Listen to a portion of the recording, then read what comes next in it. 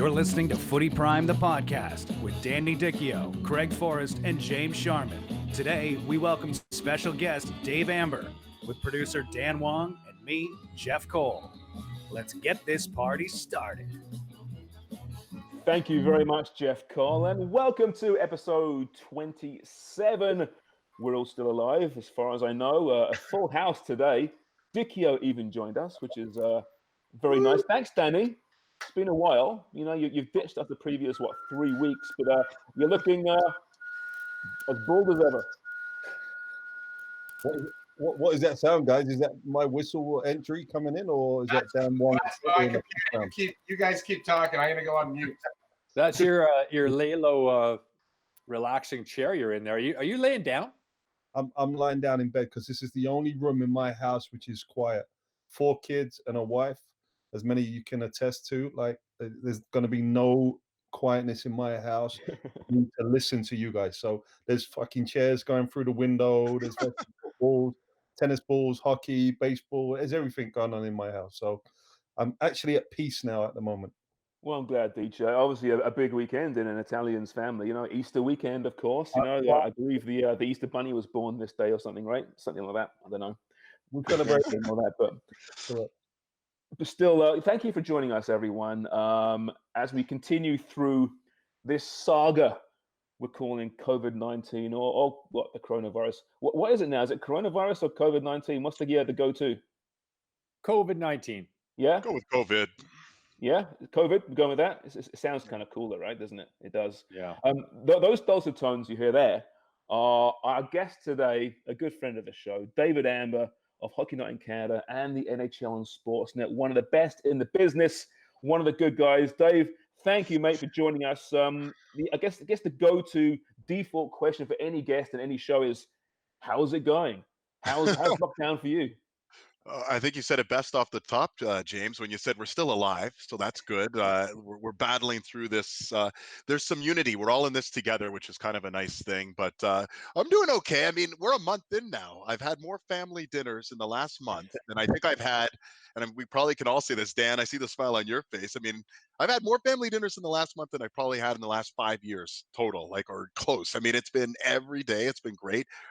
Reacquainted with my wife and kids, and we're getting through this, so it's been okay so far.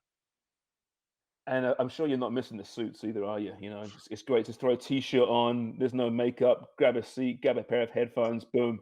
I feel underdressed though. Although I would have felt more underdressed. Then I see Danny. I feel okay a little bit. You know. Do you have pants on? Is the question. I hope so. Well, you joke, but last week we asked Craig the same question, and Craig stood up to reveal that he wasn't, in fact, wearing pants. Oh. He was just wearing his shorts, his boxer shorts. Now, we should note... Well, I got news for you. Oh. we should make it very clear to the listeners and the viewers here that usually we tape on a Monday morning, quite early.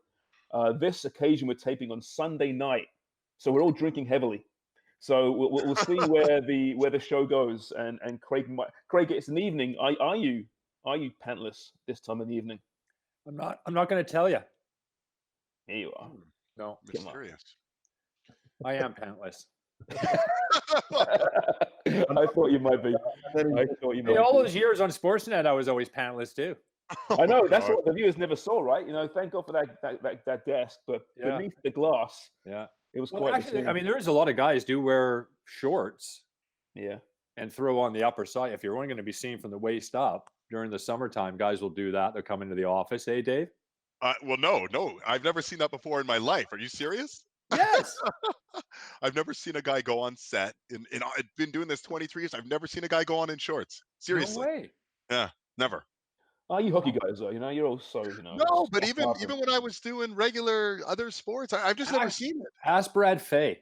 Yeah, is he a big shorts guy? He was, yeah. He would come in and do whatever, do some news hits or whatever, and he would just throw on his shorts and his upper top. And it's amazing, isn't it? We're talking about sports and watching highlight shows and watching the actual games themselves. Now we're kind of stuck with watching this kind of crap. Or classic games. Now, hey, Deech, let me ask you, Deech, like, can you watch old football matches? Because I'm having difficulty. I really can't. There's an occasional classic you want to watch, you know, whatever the sport. But I'm having difficulty, you know, really getting engaged in games that happened 20, 30 years ago.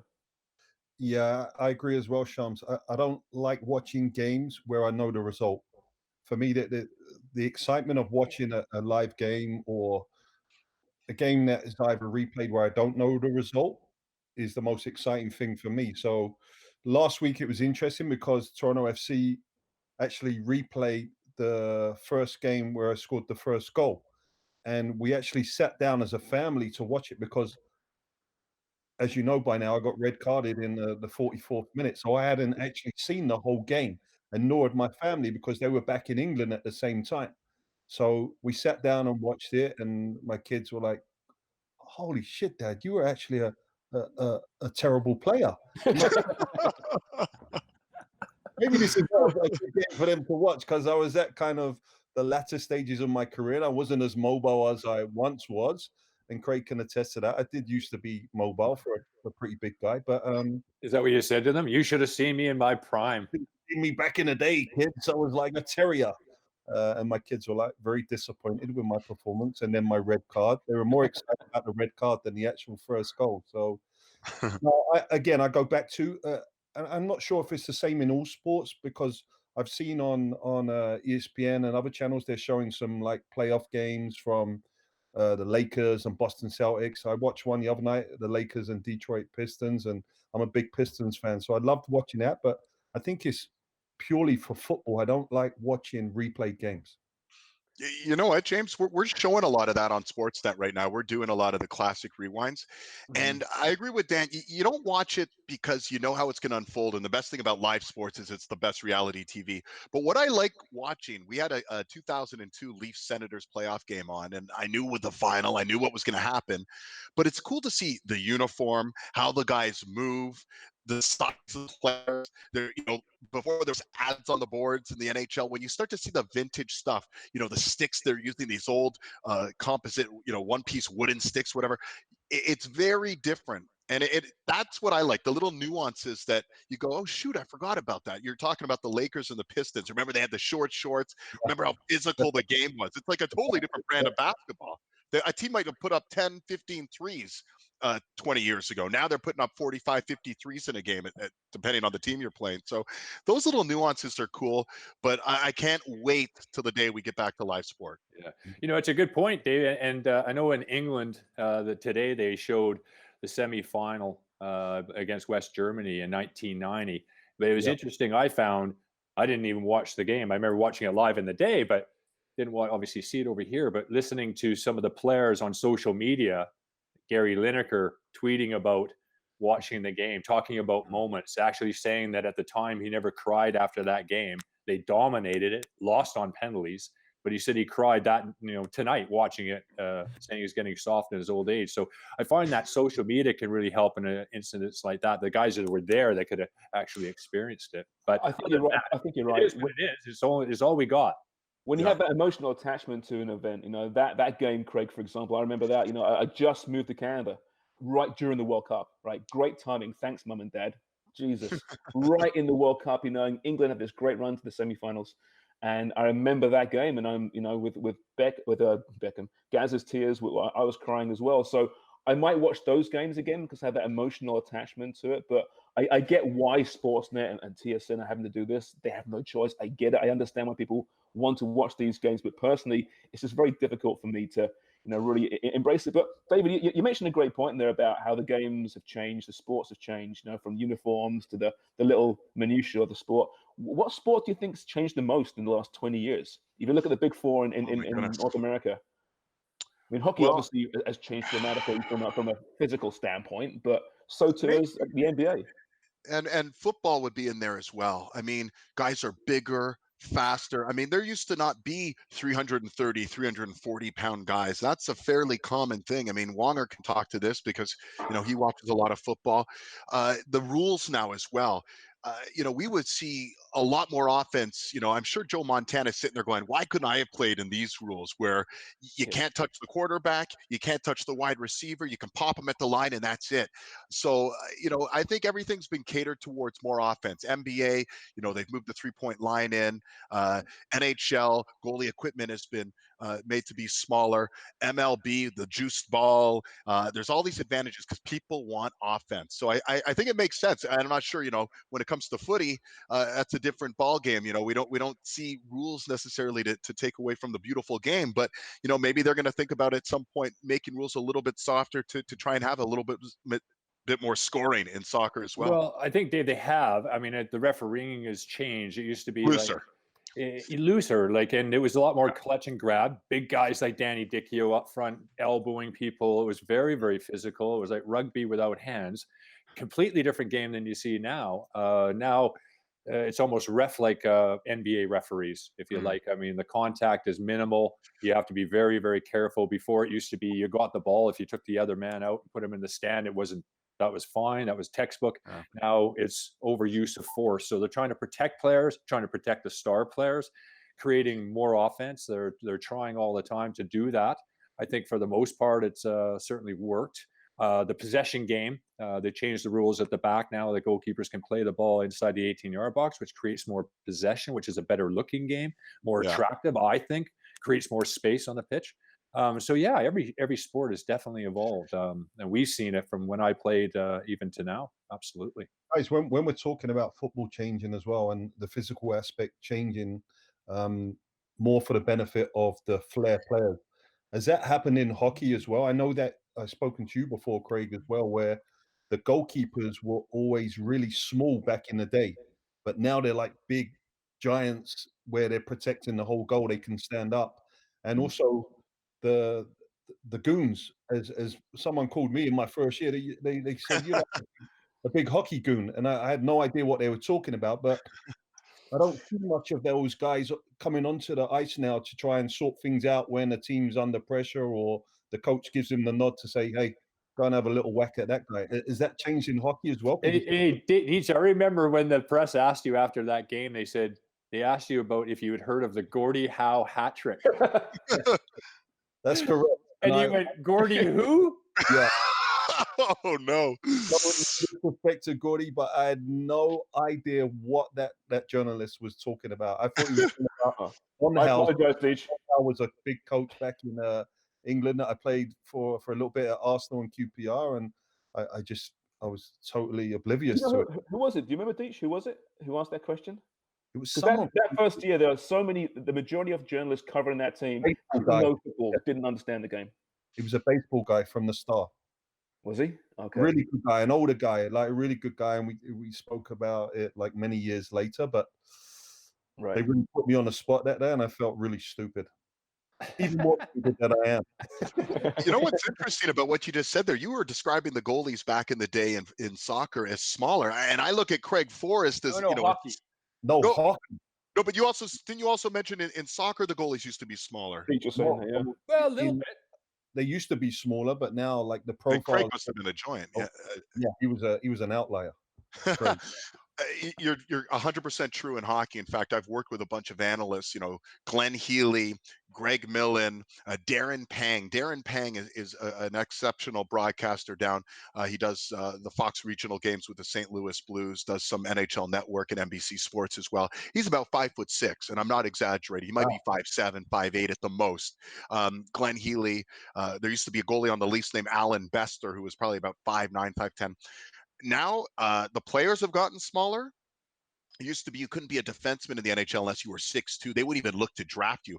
Everything is flip-flopped. They won't look to draft you if you're a goalie under 6'2". In fact, there's only one goalie, UC Soros, under 6 feet tall in the National Hockey League. So they're great athletes, but they're taking up so much of the net. And that's been part of the problem. They're fantastic athletes, but they're also so big. You throw on this big equipment, and it's been very difficult. So they've had to come up with ways in the National Hockey League to increase the scoring. And that's been one of the big goals as far as you talked about evolving the game and moving the game forward, because people like goals. It doesn't have to be 8-6, but people get a little sick if it's always 2-1 games. The NHL's done a good job. The scoring's been up this year. In fact, I think it was the highest scoring year since 1979 this year in the National Hockey League. A big part of that, Dave, I mean, is the equipment, isn't it? Because remember back when the leg pads were tiny, of course you wanted a small goalie all on your feet. Nobody ever went on the deck. I remember Howie Meeker saying, when somebody went on the goal, he was always saying, you're down on the knees looking for nickels. You can't be doing that.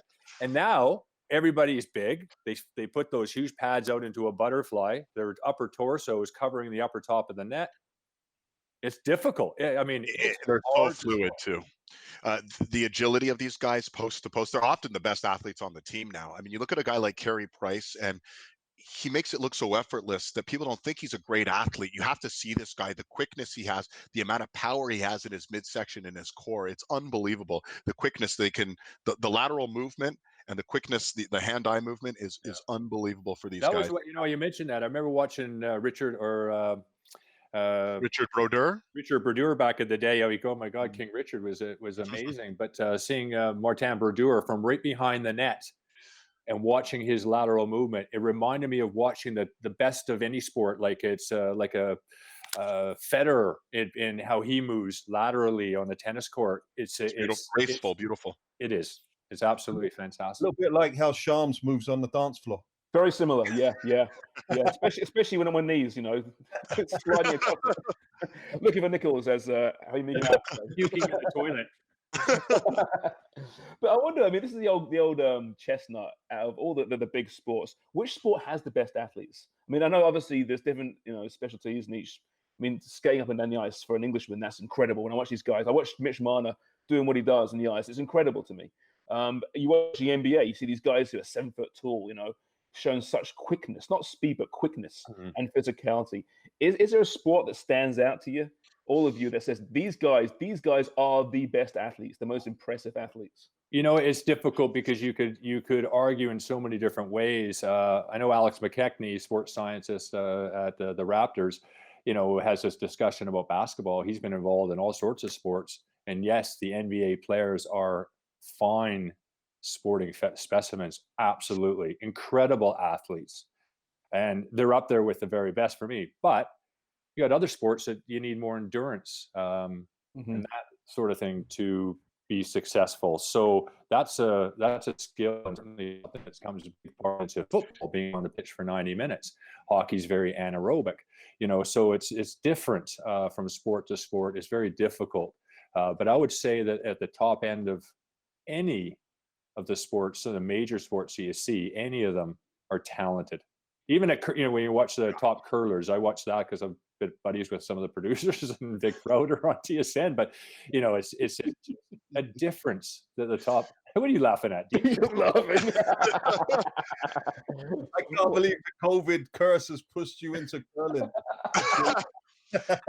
Hey, you know what though? I have an appreciation for these are the best of the best, whatever you want to say, whether it's the best curlers or the best, basketball players. You're talking about the best, 450 basketball players in the world in the NBA.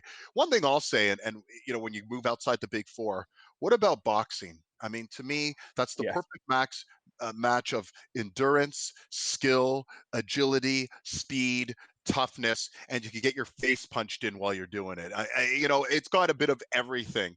When I talk to hockey players about, what it takes to be in their sport and at that elite level, I guess the one nuance they'll say that makes their sport so special is you're doing this on ice, on skates. And that's true. When you factor that in, you're not on your feet, you're in an unnatural position in that regard. But to me, boxers, when you look back at the Sugar Ray Leonards and the Marvin Haglers and that class of athlete, not necessarily the heavyweights that are slugging it out, but the guys who have the mix, Floyd Mayweather, those types of guys, it's hard to say they're not maybe the greatest athletes in the world. That's a great point. I played a lot of sports in my life, and about 2 years ago now, I had a little charity bout, 3 rounds boxing, and I've never been as beaten, exhausted in my life. 3 rounds, and I had nothing left. They could not. Did you win? Actually, well, it was charity. It was very casual. No, that's not true. No, the consensus was I had him on points just about. Nice. But regardless, 3 rounds, and he was fitter than me. If there's a 4th round, I wouldn't have got out there. There's no chance. So I agree with you. I think you're full right. Shots? Full 3 minute rounds? Wow. Yeah. No headgear, just idiots, basically. It was stupid, really. And my wife told me, never, ever again, you idiot. What are you doing? You're 44 years old, for Christ's sakes. I'm a big boxing fan as well, guys. And I did a lot of boxing training when I was younger, and I can attest to it. It's probably the most difficult training I've ever done in my life. Even soccer training, where there's the argument of what sport is the hardest to do. And you talk about football, where you're running on average between 11 and 14 kilometers per game. You know, at high intensity, low intensity, endurance levels has to be high. You talk about American football with the hits that are going on, but people argue that the ball is in play on average 7 seconds per play, or even less. So you think about 14 minutes, 15 minutes in a 4-hour spell.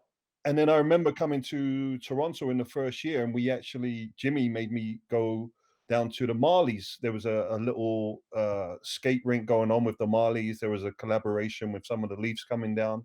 And I thought, yeah, I'll have some of this. Like, this can't be too hard. I got on the ice, and I had a whole new respect for those guys. I'm 6'4" anyway, so it's a big, long drop for me to fall on the ice. I was like Bambi on ice, but these guys, the way they could move backwards, sideways, cut, and actually hit the puck at a pace where I don't know how goalkeepers face that puck. But the argument is there. Even basketball, those guys, I know they're coming on shifts, but they're going back and forth like the suicide run, which we talk about in gym, and they're landing, they're taking hits. So the argument is out there for everyone. But I would say boxing is up there. There is one sport which I would say is never ever going to get to the top 4 or 5, and it's our favorite friends. And my younger boy will not be happy with this because he plays it, and that's our favorite friends, the baseball guys. But that is a skill in itself as well. That's a totally different skill that they're playing. Hey, I wish I was a baseball player. You could stand around. You play every single day, 162 games. That's a bit on the high side, but I mean, really, you run about 60 feet every time, maybe. If you're a middle reliever, if you hit a home run, that's the hardest you got to do. You got to run all 4 when you hit a home run. Hit a home run. Field. You're not even on the Baseball and football are hard to quantify, and the reason is because if you're an offensive lineman and you're a wide receiver, you're a cornerback, they're very different positions with a very different skill set. If you're a pitcher or a third baseman or a catcher, those are a different skill set as well. I would say some of the best athletes you're going to find are center fielders, are shortstops. It's a very specific skill, though. What I've always found funny is you take some great athletes from one sport and you say, hey, can you do this sport? And a lot of their skills are not transferable because it's so specific what they're doing. I'll never forget watching John Wall, who's one of the great players in the NBA, or a very good player at least. And he was throwing out the first pitch for the Washington Nationals, and he can't really throw a ball. And I was like, wow, that's kind of crazy, right? This dude's only ever growing up dribbling a basketball and taking shots and passing a basketball. And when he actually had a different ball in his hands, he couldn't do it. Carl Lewis. You want to laugh? Go look up Carl Lewis throwing out the first pitch. It's hilarious. Yeah, it's a great point. Well, they say, though, with baseball, the hardest thing in sports, right, is hitting a fastball, right? They say that because it's a round ball and a round bat. I think that's bullshit, personally. But it's not easy. No? If you fail 7 times, you're still a star. Yeah, you're a Hall of Famer. You're a Hall of Famer. Yeah. That's pretty good. The baseball crowd's not happy with us right now. Luckily, they don't listen. Hitting a baseball, I would say it's what? Okay, what were you going to say? You disagree? What's the hardest thing in sports then? Being hit by a safety in the NFL, probably. Like a linebacker. But as far as yeah, exactly. I understand it's hard. I tell you what, cricket's difficult, and people laugh at me at cricket. Facing a fast bowler in cricket, when that ball's coming at you at 120 miles an hour, hitting a seam and coming at you and hitting a different angle, that's very difficult as well. So, listen, there's always reasons to say that our sport's better than your sport. They all have their little intricacies. They're all wonderful, but let's all agree that baseball's just stupid, and then we'll move on. James, our other guest with Conquer COVID, oh, great, just joined us. Yeah, great. Okay, so if you've been following Danny and Craig, especially on Twitter the last couple of days or few days, you've been noticed that they've been really involved in Conquer COVID-19, this fantastic new initiative organized by some people, including Sulemaan Ahmed, who joins us now. Sully, welcome to Footy Prime podcast. Thank you so much. Can you explain for those, and I see you're in a Celtic tracky top there. We'll get to that shortly. But can you break down for those that aren't sure, what is exactly Conquer COVID-19? How can you get involved? Well, thanks to you, James and Dix and Stacks for having me on. I've listened to the podcast since the first day, so it's interesting. I was a bit shocked because I saw Dave Amber's here, and I'm like, wait a minute, he's hockey. They're getting desperate. Sully, they're getting desperate, man. Okay, well then I'm definitely here because that's proof of that. So we're. My wife, Khadija, likes to say, I mean, we're just a bunch of nobodies from nowhere. We quickly, about 10, 14 days ago, a couple of us on a WhatsApp group just kind of got together and said, what can we do to help? A lot of us have loved ones on the front lines and family members. So, you can complain about something or you can do something. So we decided they were messaging us pretty desperately saying they needed help. So we just decided we can do what we can and mobilize quickly. So we're not a replacement for the provincial or federal governments. They're doing everything they can, but we're kind of like the special forces. We get in there, and our motto from Haley Wickenheiser, I guess you could say for our team, Conquer COVID, is GSD, get shit done. And that's what we're doing. And so we kind of started out slowly as a small group, and it just kind of grew. Friends of mine, Greg Tilson, who's our CIO, running our site, Lori Dillon Schalk, Guri Panu, my wife Khadija, a whole crew of people, and we just kind of, it grew, and more people wanted in and they wanted to help. And then our WhatsApp thing kind of became a disaster, so we moved to Slack, and that's on. And Danny and Stacks are part of it. So we started just getting donations. So one example was Dr. Sean Mondu, who's a physician at ER at Hamilton General. He said, we need baby monitors. I was like, what do you need baby monitors for? So what he explained was that the regular hospital beds and communication units were filled up. So baby monitors allow them to triage, and so that they can communicate with the patients without exposing the nurses or doctors unnecessarily to COVID-19 or using up valuable PPE equipment. So we started just, on Facebook and stuff, boys, and getting, monitors and cleaning them up. But then we realized we can't scale this quick enough. So a buddy of mine, Tanvir Grover from Cooperators, introduced me to the chief merchandising officer, Sean Williams at Toys R Us, and we started shipping out baby monitors across the country, Trois-Rivières and everywhere. And then so that kind of led to that. Then Volvo Canada approached us and said, look, we want to help you guys. So we're giving you a fleet of cars, gas, insurance, everything, drive, no questions asked. And so we started deploying people. And so we don't go to shipping in the hospital. Like, we take the SUV right up to the front door of VR and then ask for the charge nurse, and they come running out and they'll take it. We was at a Etobicoke General with my daughter the other night, and the nurse, one of them said these N95 masks are gold. And we had brought in about 10 boxes, about 1,200 masks, and they were all donated. In our group, we're all volunteers. We're not touching money. We're not for profit. Our goal is to wind it down by June, if not sooner, once things start to roll. But we're just kind of stepping in, and a lot of great Canadians are involved. And and like I said, Craig and Danny stepped up. A lot of other people did too. And then I think it was about a week ago, although it feels longer, Haley Wickenheiser put out that tweet and said, she's a doctor, she's in fourth year medical school here in Toronto, and she's like looking for help, and said, I'll give you a jersey or whatever. A buddy of mine, Jamie Stein, saw it, and he just flagged it to me. So I replied to her and said, look, we don't want anything. We can help you. So what happened was her and Ryan Reynolds, Deadpool, they were like the face, and we become the support in the back. So, then things just took off. And so now we've started expanding. So that's a really long answer. I apologize. I'll probably breathe. And No, hey, Sully, you're very humble about this. I know you're the type of person you are. You're simply an angel, buddy. What you've done for the community in the past. I know you're part of the No Fly Zone group. They headed that up as well, helping Syrian refugees. You're an absolute beauty, and you're very humble about this. But this group of people that you guys have put together, and the support system from the influencers to the business people to the physicians, is something that I have never been prouder to be a part of. Just a small part of this group that are making this happen is really something incredible. And I saw the healthcare workers firsthand when I went out to Trillium Health Partners, and to see what it means to them. Man, oh man, it just gives you that energy and gives you a purpose to do something in this really difficult time.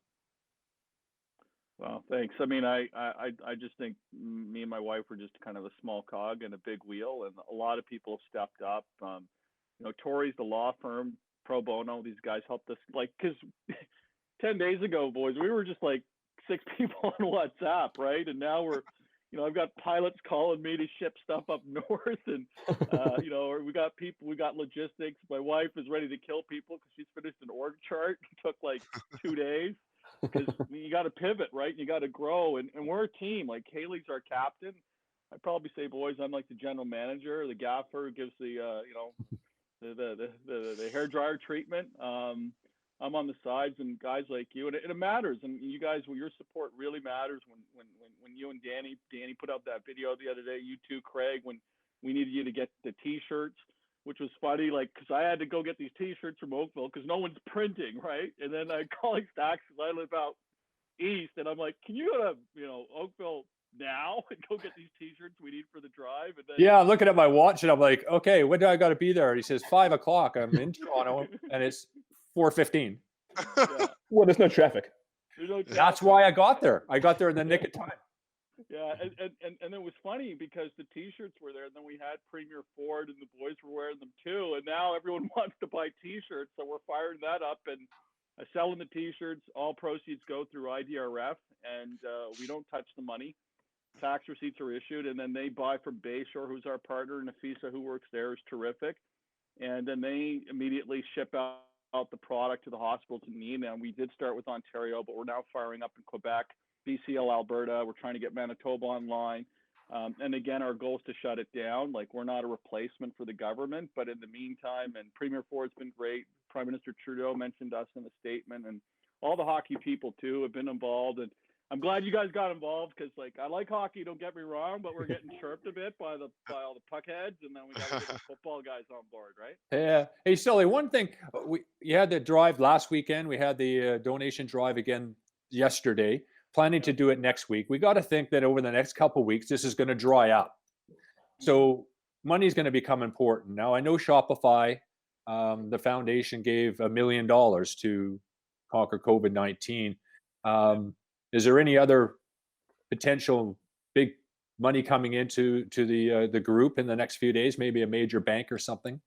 Yeah, there are a couple banks that we're in discussions with right now, and a couple other organizations and people are stepping up. I can't say anything right now just yet because you're kind of in that courtship phase, if you will. But people are stepping up pretty large, and we do have something though, that the T-shirts that you picked up, we're dropping them on Tuesday. Ryan Reynolds is going to be wearing his.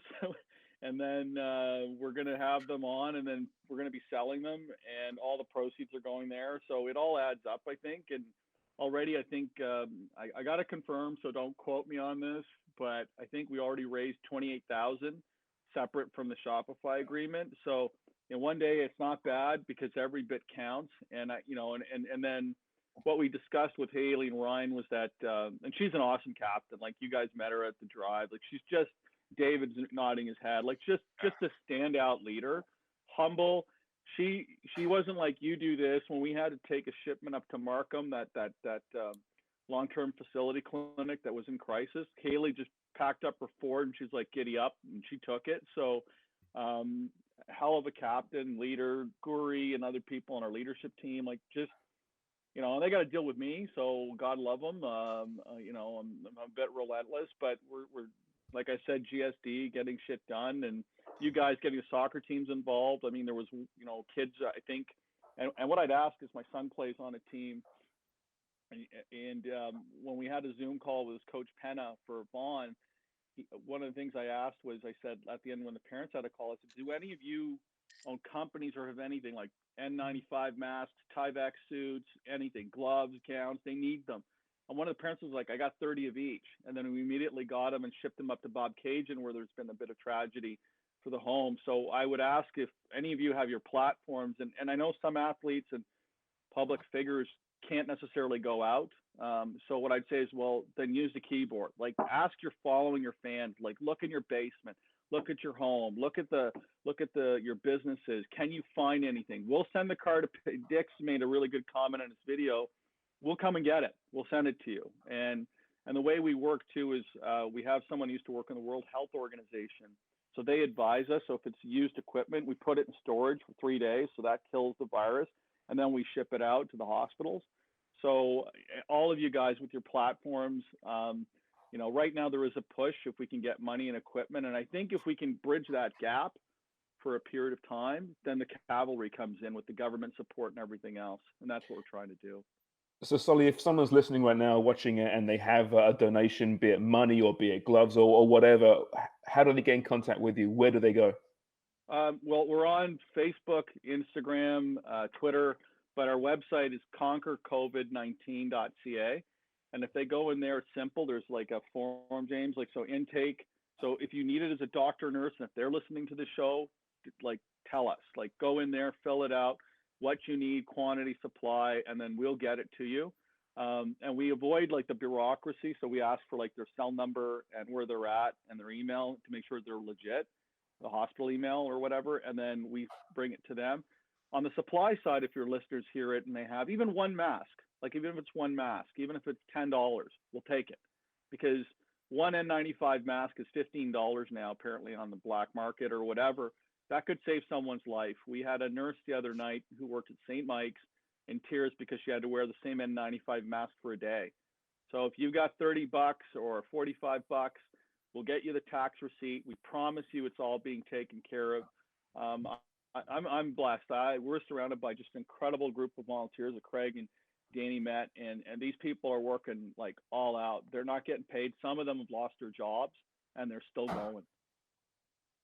Incredible. It really is. All this tragedy, but the hope, remains because of people like you. So, Sully, thank you so much for joining us. Good luck with everything. We will be pumping this every podcast we can on our social platforms as well. So, thank you so much, and keep up the good fight. Thanks, guys. Appreciate you for having me on the. Yeah, Sully, before you leave, I just want to say thank you as well, because this is such important work you're doing, and the fact that it's for the frontline workers who are really every day running such high risk. It's very important. And if there is a small silver lining to this whole thing, it seems like as a community, because we're all in this together. It's not this group has a struggle and this group doesn't. Everyone's under the same duress. It's just great what you guys are all doing, and I'm so glad you got a chance to work with Haley, because Haley Wickenheiser is one of the great leaders, so smart, so dedicated, so driven. And if anyone, as you said, can get things done, it's Haley Wickenheiser, and all of you guys coming together. It's beautiful to see. Well, thanks. I mean, I would say for the doctors, nurses, the cleaners, the front care staff, the ones working in homeless shelters, long-term care, they stand on our shoulders. Absolutely. Thank you so much, Sully, and hope to speak to you real soon. Conquer COVID-19. And Craig and Deech, you've been involved, and Craig, you put a great tweet 2 days ago, I think it was, saying how you haven't felt that good about anything for a very long time, just being involved. That's not why you're doing it, obviously, but the reward you get from being involved is really something. Well, I mean, yeah, I'm not doing it for myself, but you get an incredible amount back from it. Just the fact that you see this group of committed, dedicated people doing this for zero, other than the fact that they just want to support our healthcare workers. And I've never felt so useless as being a professional footballer or a former professional footballer. And I'm embarrassed to say, except at least, me and Danny, we can help out in some way by spreading the word, getting it out there, and do our bit. That's all we can do, and to volunteer and to do that to help them. But the real heroes are obviously the people that are in the hospitals and the healthcare workers. And going back to do it all again, I tell you, I think I might get in I would have got it in the healthcare business. It's just, they really are. They are truly making a difference, and we're just trying to help them as much as we can. Sure. And even down at the PPE drive yesterday, I mean, there was some fantastic people down there, the med students that came down to help out. There was an ICU head of department that came down. I think her name was Carol, was it, Sully? Who came down on her day off to help out on her day off because she just wanted to be around people. And then just the people coming in to donate from all different walks of life. There was people coming in to donate one mask, and they felt very sheepishly handing it into us. And we were like, this is so important. This one mask could save one doctor or one nurse's or one healthcare worker's life. And don't feel ashamed that you're just handing in this one mask. There was one lady that came in from a salon who made all these little masks and these little hamper baskets for us with sanitizers. And another guy that was from Etobicoke that brought his dad down, Craig, remember him? And it was his birthday. He was an older gentleman, and his dad had a 3D plastic mold maker, and they built these homemade these shields for the doctors, 200 of them all week, and they come and deliver them because the dad wanted to get out of the house on his birthday, so they drove all the way down to the drive to give them and donate them. And I just thought, at the end of the day, that these people are fantastic. We have a whole load of fantastic people in Canada. I'm a foreign person here. I've been here 13 years, and it gave me a whole lot of pride to be living in a country where people were behaving in this way and bringing everyone together, as Dave just alluded to as well. Yeah, well said. All this obviously transcends sports. We understand that, but sports is trying to continue however it can. We're seeing in England right now players together being formed, where basically a bunch of players, a lot of players, the big name players, are donating money, are raising a lot of money for the healthcare workers in the UK as well. David, with the NHL right now, has there been talk about that, a unified, separate bid from the NHL specifically, but maybe the players getting together to donate money? Where does that stand? It's pretty quiet. First of all, I'd like to say it's really uplifting to hear these sort of stories. And I think these are the sort of stories that carry everyone through every community through such a tough time, is knowing that there's so much good out there, because we were so caught up before COVID-19, everyone's caught up in their own lives, and you don't take maybe a greater look around you. And now everyone's been forced to do that. And I really love the fact that, Craig and Dan and certainly Sully are doing these sorts of initiatives and helping out the community. The NHL community, James, is a super tight community, and there have been individuals who've been helping. Certainly organizations, teams have been stepping up, in their cities and doing everything they can to support both the frontline health workers and support the community in general, because there's a lot of people really in desperate need, whatever the services are right now. There's people who've lost their jobs. There's people who need to take care of kids, and the kids are away from school and they have to figure out that whole situation as well. I'll be honest, it's been a really crazy week in the NHL community. It's been a week of mourning. This is somewhat unprecedented. I don't want to drag this down. I know this is supposed to be uplifting and a little bit of an escape, but people know, a lot of the people who are watching, listening this know, in the last 7 days, we've had Pat Stapleton, who was on the 1972 Canada Cup team, pass away. He's a true gentleman of the game. Just a really nice spirit to the game. He left such a great legacy as a player and a gentleman of the game. We had Tom Webster, the former LA Kings head coach, pass away this week as well, which was very difficult. Been fighting a sickness for some time, but that's been very difficult as well. In fact, he was one of my first hockey coaches. I went to a Ridley hockey camp out in St. Catharines when I was a little kid, and it was Dennis Hall, Lowell McDonald, and Tom Webster were the coaches there. And I had a chance as a young kid to meet him, and he was just such a great guy, so funny and so engaging, so many great stories. And then just in the last 24 hours, 36 hours here, we've had Colby Cave, a 25-year-old with the Edmonton Oilers, popping up and down from the NHL and the AHL, passed away, unrelated to COVID, all of these deaths, but still just a heart-wrenching week in the National Hockey League and in the hockey community. So things do draw the community together. This was supposed to be a celebratory week, the first week of what would have been the national, the Stanley Cup playoffs. Instead, we're mourning the loss of three great members of the hockey community. And it's been one thing that has galvanized the fact that everyone misses the sport. People want to get together and do the right thing. And we've seen a lot of individuals within the sport, as well as a lot of teams, step up and really do their part. So it's been really uplifting to see that. It's only been a month. I mean, it's amazing. It seems so much longer than that. The longer it goes on, the less it feels as if they'll get this season in. What are your thoughts, David? I know they want to somehow find a way to complete this hockey season, even if it means going into September and maybe beyond, who knows? Mhm. What's your gut telling you? Well, first of all, I don't trust my gut. If you've ever been, Wonger's been to Vegas with me. I'm the worst gambler ever, so I don't trust my gut. But one thing I'll say is this: the NHL's been very creative. They're going to look at every avenue possible without compromising the integrity of the Stanley Cup playoffs and without compromising the health of the players, the fans, etc. My gut would tell me I don't see, based on everything that's happening in North America, I think it would be very difficult logistically to be able to play out the Stanley Cup playoffs and resume the regular season with fans in the arena. I think there's a lot of logistics there. I think you have one shot at this. I don't think you can bring back players, try to get this up and running as soon as you have one positive test for COVID-19. Essentially, I think you have to shut the whole thing down. So that being the case, I think they're going to act prudently, but they're going to do everything in their power to be creative, to try and find a way to possibly play out the season. The players want it. For a lot of these players, and listen, Craig, Dan, you could speak to this. You know, it's a very short, finite amount of time you get in the spotlight to win a championship, to do special things. To strip a year off these players would be very devastating for many of them, especially the older players or some of the fringe players who are a third, fourth line guy who this might be their only shot. This might be their only season. They might be replaced next year. So I know they're going to do everything in their power to play. And the way it could conceivably work out, James, would be you have, 4 pods of 4 teams in different sparsely populated regions in North Dakota or Regina or something like that, and try and find a way to make it work. Again, the NHL's looking at every different creative avenue that they can take, but of course they can't compromise the safety of the players, safety of the fans, the integrity of the Stanley Cup playoffs. They're not going to go and just say, okay, well, you two have the top 2 points, play for the Stanley Cup. It doesn't work like that. So, it's April. It's early April.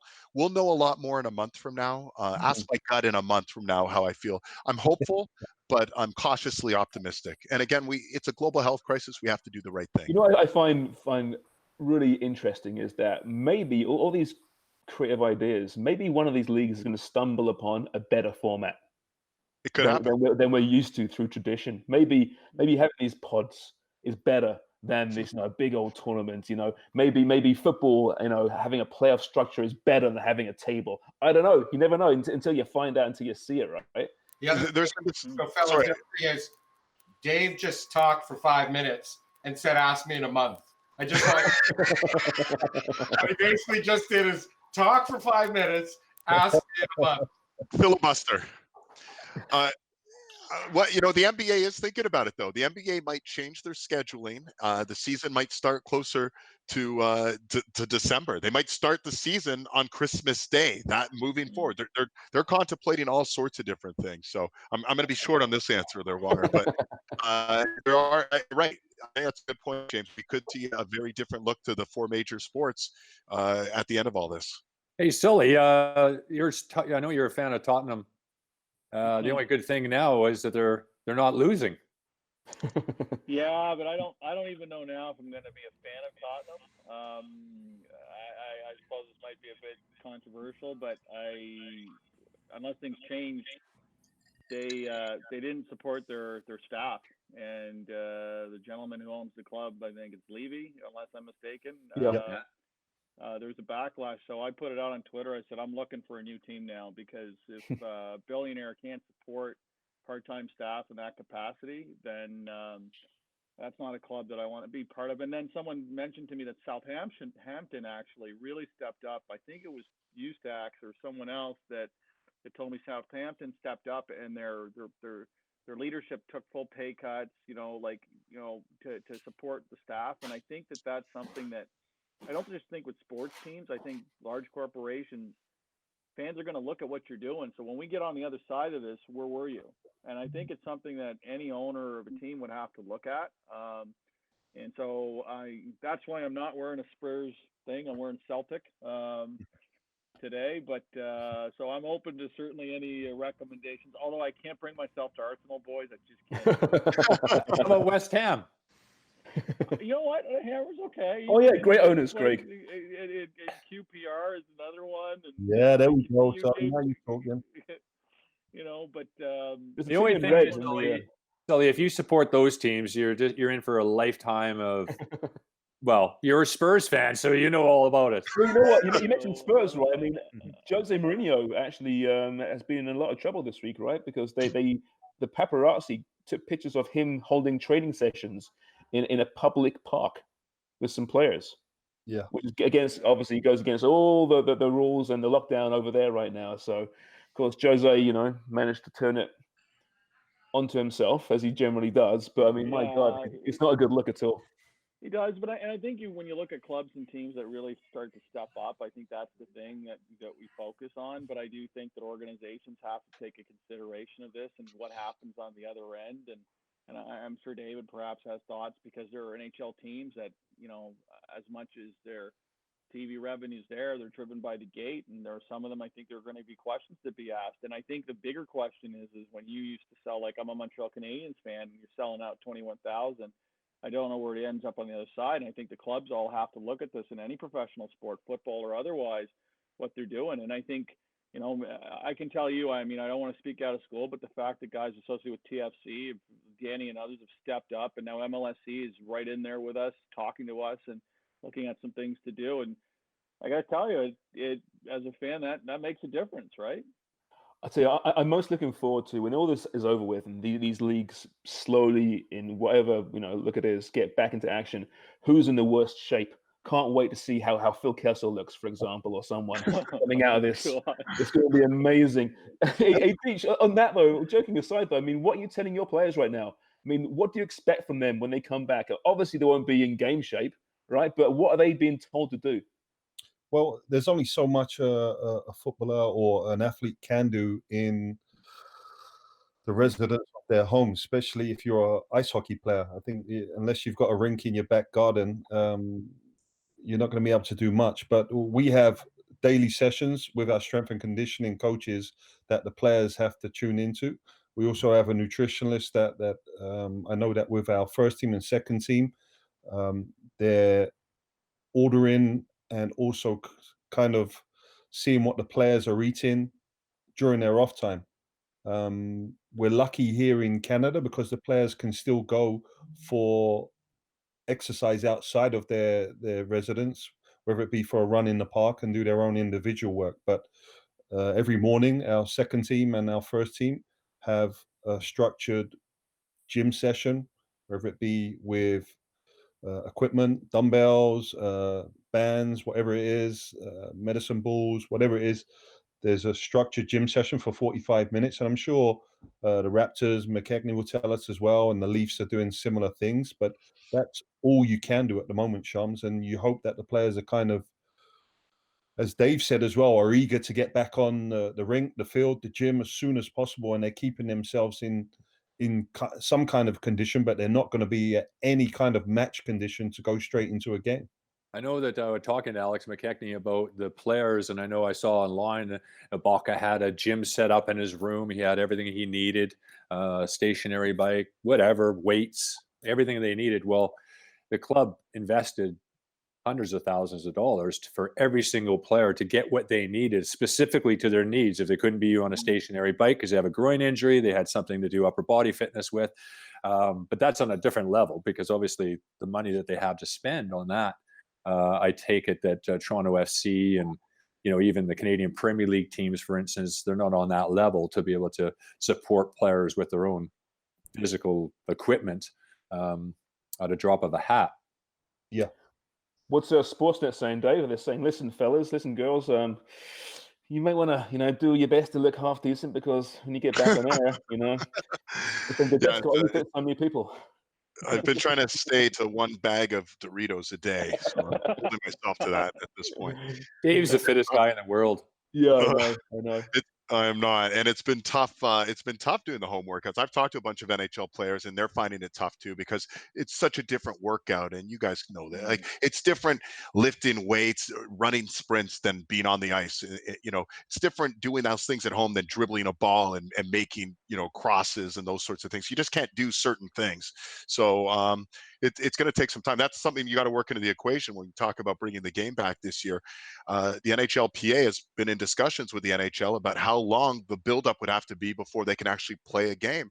And the players say it's going to probably be at least, a month, some training camp followed by they want to play at least a couple of regular season games. They don't want to jump in from 3-month layoff to a playoff game. So that's got to be factored in.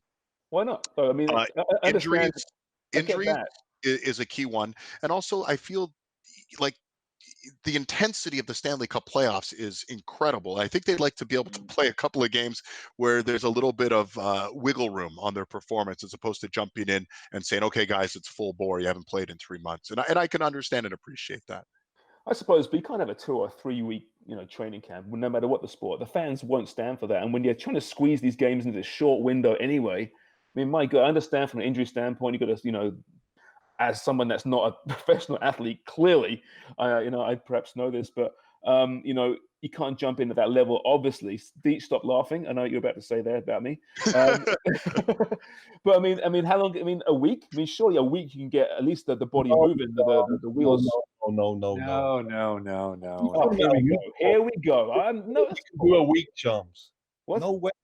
It's not. I know it's not ideal, but you can play a game of football or a game of hockey having not trained for 3 weeks. We're looking at it from the humor side of seeing all these kind of out of shape athletes now trying to scrap or prove how good a professional they are. But to get back into a match fit situation, you need at least 3 to 4 weeks, because you have the 2 week prep where you're not even really playing any games. It's pure conditioning. And then in the 3rd and 4th week, you're playing preseason games or games against opposition, not against players that you're training with every day. You have to get into some kind of rhythm before you can go into a high-level professional game at any level, in my opinion.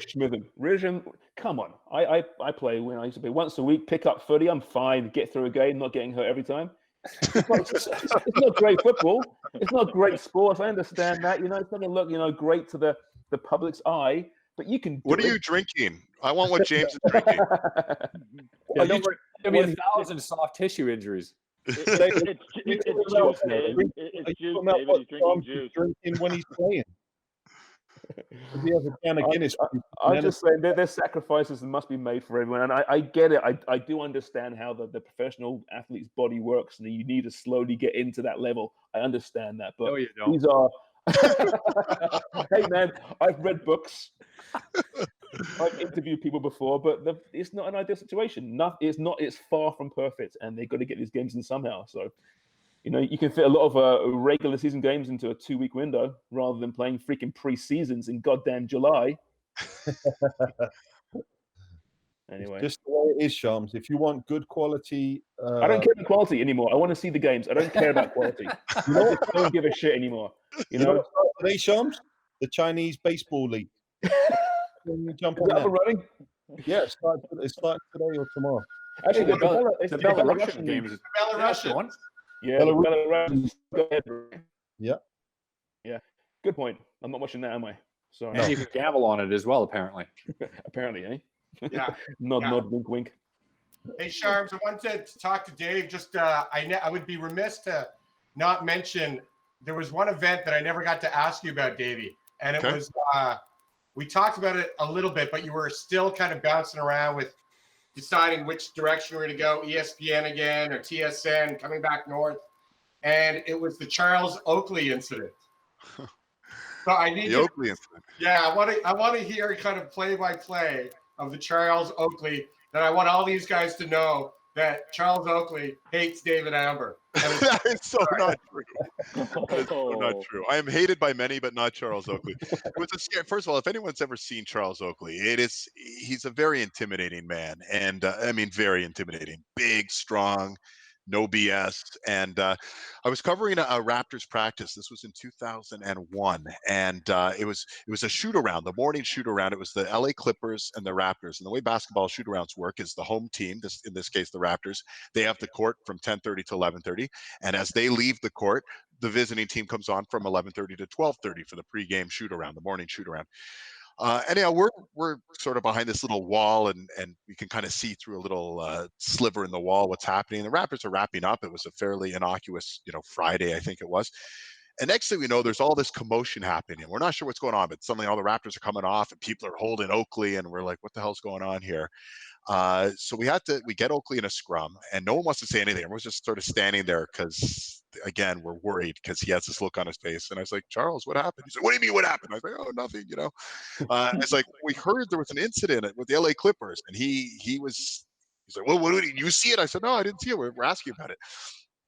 Essentially what happened is he slapped a member of the LA Clippers, Jeff McInnes, across the face, like open-handed, boom, across, like slapped him. He owed, I guess, Oakley some money from something that happened in the summer, a gambling match or something like that. And you don't owe Oakley money, you pay up, right? So anyways, I had to ask him, and he was basically chewing me out. How dare you ask me these things? Blah, blah, blah. And I'm sitting there kind of just shrinking. But I knew I'd be in deep crap if I went back to the newsroom and hadn't asked the right questions. But I saw Oakley about a week later. The NBA ended up suspending him for 2 games because the word got out what happened. And he didn't even play in that night's game, thankfully, because I was there covering it. I would have been very scared. But a week later, I kind of went up to him and I said, hey, Charles. And he's like, you cost me some money. I said, well, I didn't mean to. He's like, but I'm getting my money from McGinnis. And I said, okay, good. So it all worked out, and it was a bit intimidating. But I like Charles Oakley, and we miss his brand of basketball for sure in the NBA. That toughness was great. So everything's cool now, Wonger. I can walk the street safely. Oh, that's good, because I'm just happy that I have you as a protector, Dave. So I don't want Oakley going after us. No, that would be bad. Yeah, especially when you're drunk, Wonger, walking down the streets. Dave's got to be the muscle. The muscle. Oh, That's no, right. not me. Hey, Craig, what was your worst ever experience with the media when you played? Was there one? I mean, generally speaking, you got on pretty good with them, right? But was there a moment or a particular journalist that had your number? No, not really. I mean, they were all a little bit brash, always looking for a soundbite. Mostly negative journalists, more so than positive. I mean, we played too. When the Premier League started, there wasn't even press rooms at the grounds. So the way the press worked, it was parking lot. You come out of the building and you head toward your car, and the media would be all over you. The Sun newspaper, the tabloids, some of the more respectable ones sometimes, and they'll just bring up something in the game that might be controversial to try to get a comment on. And even if you don't even mention it at that time, you still might get a comment. They'll just make shit up. So it was important as the league evolved that they needed to have a structure about how they interviewed players, more so like in North America. They were miles behind North America as far as how they deal with the media. No media goes into dressing rooms over there, but they do have media rooms and call on players and managers. Hey, Deech, when you first moved over here for TFC, what was your initial opinion of the media compared to UK? It was pretty interesting walking into a locker room after having a shower for my first game, and there was women and men journalists in there with microphones, and I'm thinking, what's going on here? Is it like something happened? No one warned me prior to our Did they see your microphone? Yeah, I covered it up. Jimmy, being Jimmy, always used to walk around naked after the game. Oh, he loved being naked. Always loves being naked. Yeah, he was like one of those guys. So no, that was interesting, especially for a European player coming over, because as Craig just said, we weren't used to having any journalists in the locker room after the game, prior to the game, even half time, and it was kind of a sacred room for us where everything was let out. Whether a coach wanted to lose his shit, players wanted to fight in there, that was our sacred room. And to have journalists come in that could either speak positively or negatively about you in the press the next day, or do an interview like the Charles Oakley interview, which Rich Davis speaking about, was foreign to me. So it was something that I was very, very interested in, because I thought it was another thing that I'm going to learn in North America, and it excited me for a bit. And then I just thought, fuck, this is really doing my head in now, because after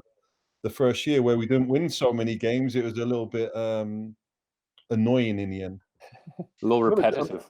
I remember doing a live hit at TFC training in that first year, and I'm doing whatever it was, and suddenly all these balls get winging over my head by missing my head by an inch or 2 inches. And I'm like, what is happening here? I turn around and it's Dichio from across the field just launching balls at me, missing me, I should say. Yeah. All right, fellas, I think we're out of time. Anything else you guys want to get to? No, it's just great to see you guys. Yeah, isn't it though? Whole week's passed. Nice to have some human interaction. It is awesome. It's awesome. And I gotta thank Sully for coming on here. I know you're really busy, Sully. You're nonstop, about 18 hours a day. And thanks a lot for coming on. Yeah, thanks for having us. It's a pleasure. Thanks, Dave, man. Thanks for coming on. Mate. And if anyone has any suggestions for Sully as to what team he should support, as he's now quit on Spurs, let us know at Footy Prime the podcast. And maybe it'll be Celtic, but I don't take Sully to be a Catholic. You never know. I've got a good Catholic name, Ahmed. There you go. Okay, so Dave Amber, thank you so much, mate, for doing this. Really enjoyed it. I can't wait to see you back in front of the camera doing hockey where you belong, because I'm missing the NHL, I have to say. Yeah, I'm missing all sports. Listen, I'll be watching retro Toronto Blizzard matches if I have to. That's where we're at right now. No, don't do that. Yeah, Randy Samuel or whoever it was. Wow, look at that. Nice one. Giorgio Canalia of New York Cosmos or whatever. Anyways, thanks for having me, fellas. It's been a lot of fun. And stay safe, most importantly. Sully, keep up the good fight. And anything I can help out at, I'm going to reach out to you and see what I can help out as well. Thank you. Yeah, you're all on an email together now, fellas. Perfect. Okay. Thanks a lot, Dave. So, thanks so much. Fellas, we'll talk to you next week. Jeff, play us out. Jeff's gone to bed. You've been listening to Footy Prime, the podcast with Danny Dichio, Craig Forrest, and James Sharman. We'd like to thank Dave, isolating in a cave Amber, and Sully, the true hero of COVID-19, Ahmed. Check out conquercovid19.ca to see what you can do. From Dan the Man Wong and me, Jeff the Face for Radio Cole, thanks for listening, guys. Stay safe.